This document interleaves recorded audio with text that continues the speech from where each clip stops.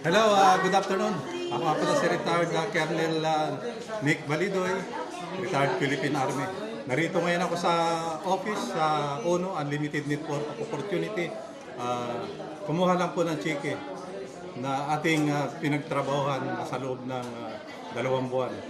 Opo, ngayon nakuha ko na po, ay alam nyo na, dito sa business na ito, napaka-legit po siya. Under po ako ng The Freedom Project.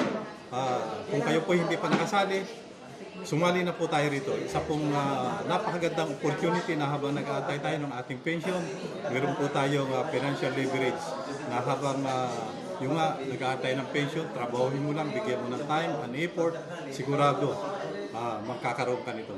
Ganito lang po ang ginagawa ko kung kayo po hindi pa nakasali rito sa ganitong klaseng business. Isa pong legit po siya. Kung hindi pa po kayo nakasali, sumali na po tayo. Lalong-lalo